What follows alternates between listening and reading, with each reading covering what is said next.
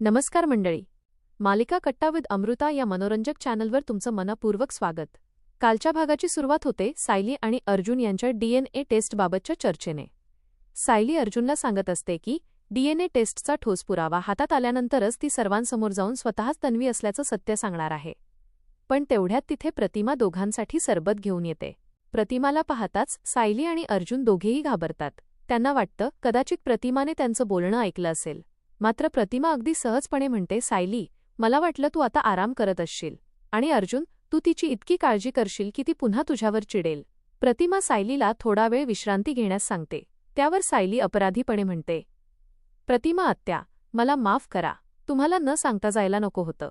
तुम्ही काळजी कराल हे माझ्या लक्षात यायला हवं होतं. प्रतिमा प्रेमाने तिची समजूत काढते आणि स्वतःच्या हाताने तिला सरबत पाजते. हा प्रेमाचा स्पर्श सायलीला भावनिक करून जातो. सायलीच्या डोळ्यांत पाणी पाहून प्रतिमा विचारते, परत डोळ्यात पाणी? आता काय झालं?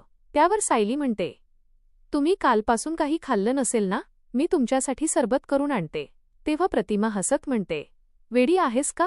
तू पोटभर खाशील तर माझं पोट भरेल. यानंतर दोघींमध्ये अत्यंत भावनिक संवाद घडतो. सायली तिला मिठी मारते. त्यावेळी प्रतिमा नकळत म्हणते, कसं ग आपलं मायलेकीचं नातं आहे. सायली आश्चर्याने तिच्याकडे पाहते. मग प्रतिमा सांगते, मुलगी लहान असताना आई तिची काळजी घेते, पण मोठी झाल्यावर तीच मुलगी आईची आई बनते. जसं आता तू माझी काळजी करते आहेस. देव जाणे, मागच्या जन्मी तू माझीच मुलगी असशील. हे ऐकून सायलीच्या डोळ्यांत पुन्हा अश्रू येतात. ती मनोमन म्हणते, मागच्या जन्मी नाही आत्या, मी याच जन्मी तुमची मुलगी आहे. फक्त मला थोडा वेळ द्या, मग मी तुम्हाला सगळं सत्य सांगू शकेन. दुसरीकडे महिपत आश्रमासाठी आलेल्या एका महिलेच्या फाईलवर सही करतो. ती आश्रमासाठी देणगी म्हणून पैसे देते. हे पाहून सचिनच्या मनात वेगळेच विचार सुरू होतात. तो मनात म्हणतो, वाह, हा तर जबरदस्त धंदा आहे. गुंतवणूक शून्य आणि पैसा मात्र भरपूर. इकडे चैतन्य अस्मिताच्या मुलाला सांभाळत असतो. अस्मिता इंटरव्ह्यू देऊन परत येते आणि तिला नोकरीसाठी निवड झाल्याचं सांगते. पण लगेच सत्यापनाची प्रक्रिया असल्याने ती थोडी चिंतेत असते. चैतन्य तिची गंमत करताच दोघेही हसतात आणि वातावरण हलकं होतं. दरम्यान सायली जुन्या फोटोंमध्ये काहीतरी शोधत असते. ती तिच्या पायावरील खूण आणि तन्वीच्या फोटोत दिसणारी खूण यांचा संबंध लावण्याचा प्रयत्न करते. तेव्हाच तिला आठवतं की तिचा पाय एकदा तव्याने भाजला होता. अर्जुनच्या लक्षात लगेच येतं की ही घटना प्रियामुळेच घडली होती. त्यामुळे प्रियाने स्वतःला तन्वी सिद्ध करण्यासाठी पायावर खोटी खूण तयार केली असावी, असा निष्कर्ष ते दोघे काढतात. अर्जुन सायलीला सांगतो की लॅबमध्ये दिलेले सॅम्पल बहुधा तिचेच असतील. आता रिपोर्ट आल्यानंतर सर्व सत्य समोर येईल. सायलीही उत्साहाने म्हणते की आधी प्रतिमा आत्यांच्या सॅम्पलशी डीएनए मॅच करून पाहूया. एकदा रिपोर्ट आला की मी प्रतिमा आत्यांचीच मुलगी असल्याचं सिद्ध होईल. अर्जुन तिला विचारतो, तू अजूनही त्यांना आत्या का म्हणतेस? त्या तुझी आई आहेत. पण सायली शांतपणे उत्तर देते, रिपोर्ट येईपर्यंत आई आणि बाबा हे शब्द माझ्यापासून दूरच राहू दे. यानंतर अर्जुन तिच्या हरवलेल्या आठवणींबद्दल बोलतो आणि मानसोपचार तज्ज्ञांची मदत घेण्याचा सल्ला देतो. सायलीही तिचं हरवेलं बालपण परत मिळवण्यासाठी तयार होते. यानंतर प्रतिमा सर्वांना जेवायला बोलावते. गप्पागोष्टी सुरू असताना सुमन आणि कल्पना मिळून सायलीची चोरोटी भरण्याचा विषय काढतात.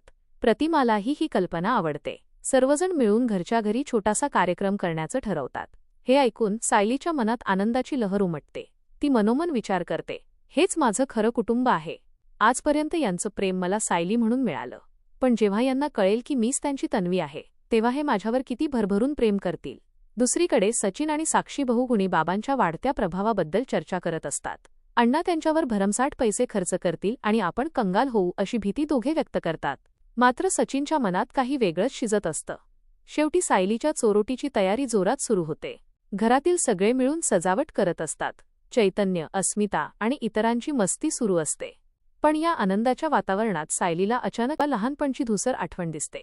लहानपणीची तन्वी धावत असते आणि घरातील सगळेजण तिला हाक मारत असतात. आणि याचं उत्कंठावर्धक क्षणी आजचा भाग संपतो. मंडळी, तुम्हाला काय वाटतं? सायलीची हरवलेली स्मृती आता परत येणार का? डीएनए रिपोर्टमध्ये नेमकं काय समोर येईल? आणि प्रतिमाला तिची हरवलेली मुलगी परत मिळणार का? तुमचे अंदाज आणि प्रतिक्रिया आम्हाला कमेंटमध्ये नक्की कळवा. अशाच हटके, सोप्या आणि मनोरंजक मालिकांच्या अपडेटसाठी मालिका कट्टा विथ अमृतासोबत जोडलेले राहा. व्हिडिओ आवडला असेल तर लाईक करा, शेअर करा आणि चॅनलला सबस्क्राईब करायला विसरू नका. कारण पुढचा जबरदस्त ट्विस्ट चुकवायचा नसेल तर आमच्यासोबत राहणं अगदीच ठरलं तर मग